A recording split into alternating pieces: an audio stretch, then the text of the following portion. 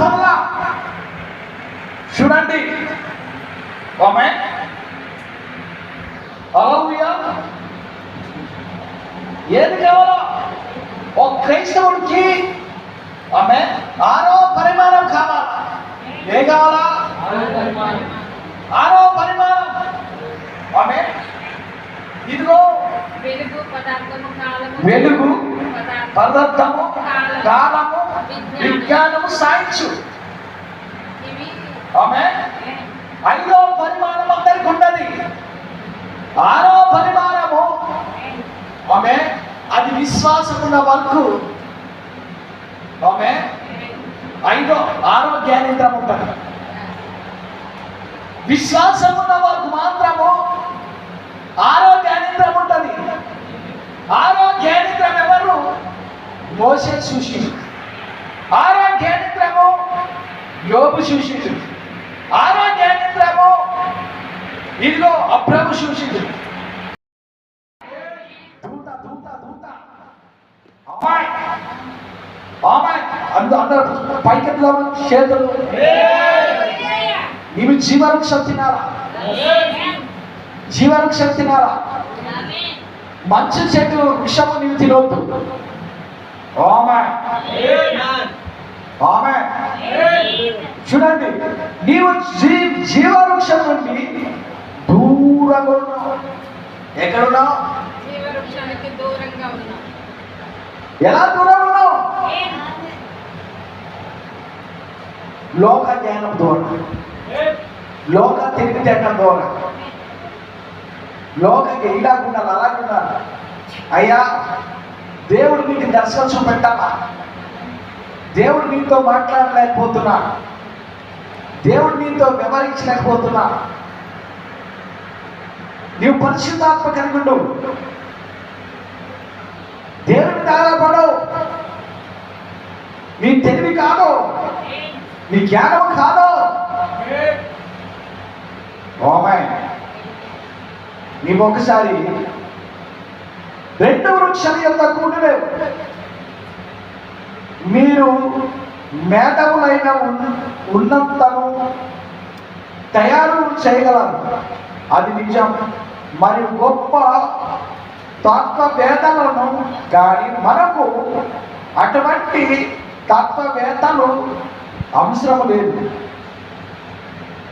సంఘంలో దేనైనా తిరిగి జన్మించిన క్రైస్తవులు మనకు అవసరం.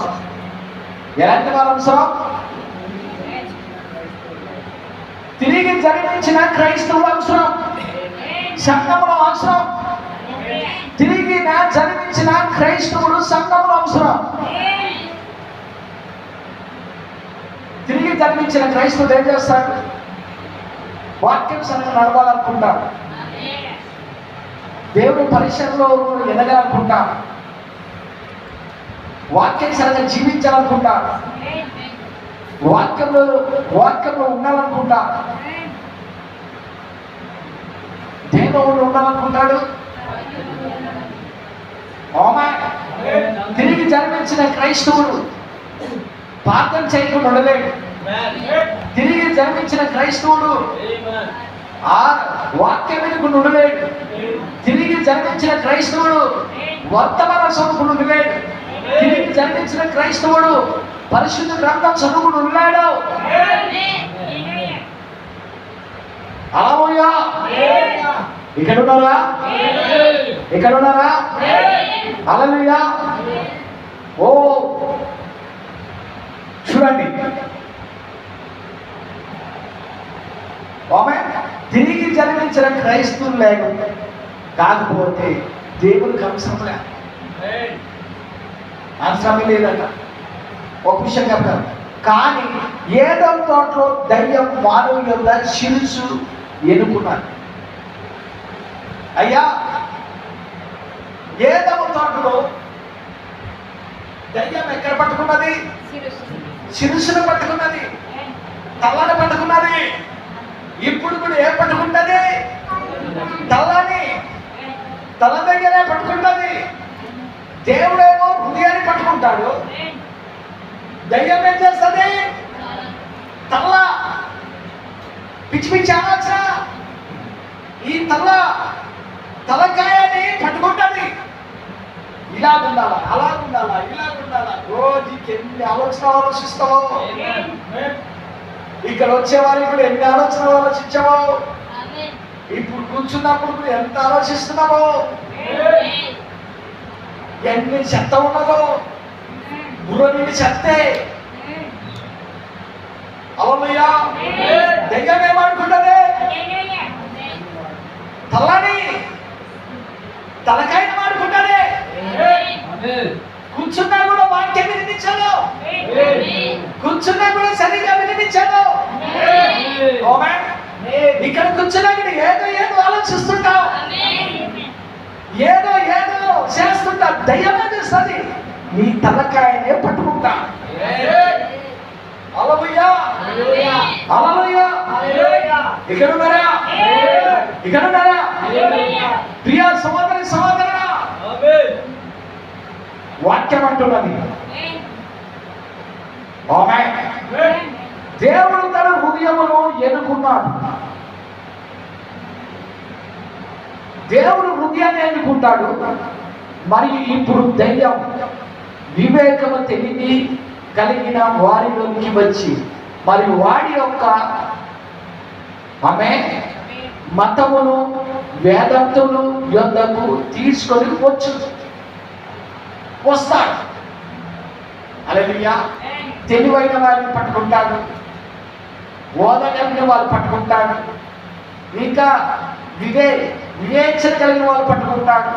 ఎవరు పట్టుకుంటాడు? అలాగా దయ్యం. దేవుడు చూడండి, సామాన్య ప్రపంచం వెళ్ళింది, ఏమి తెలియని మరియలో మరియలో వెళ్ళి జన్మించింది. ఇదిగో చూడండి, ఇదిగో అపోస్తలులైన దగ్గర చూద్దాం. ఇప్పుడు చూడండి, చేపలు పట్టే జాలర్ దగ్గర దేవుడు వెళ్ళింది, గొర్రెలు మేపే వాళ్ళ దగ్గర దేవుడు వెళ్ళింది, సామాన్య ప్రజల దగ్గర దేవుడు వెళ్ళింది. ఎలాంటి వాళ్ళ దగ్గర వెళ్ళిండు? పేతుడికి చేపలు పట్టడం తప్ప ఏమి తెలవదు. పేతుడి దగ్గర దేవుడు వెళ్ళింది. హల్లెలూయా. ప్రియ సహోదరి సహోదరుడా, సామాన్య ప్రజల్లో దేవుడు వెళ్ళిండు. అన్నప్ప కయ్యప్ప చూడకుండా బైబిల్ చదవగలుగుతారు, పుదీనాతో సహా దశమా తింటున్నారు. సున్నెక్కడుందో పొల్లెక్కడుందో వాళ్ళకి అన్ని తెలుసు.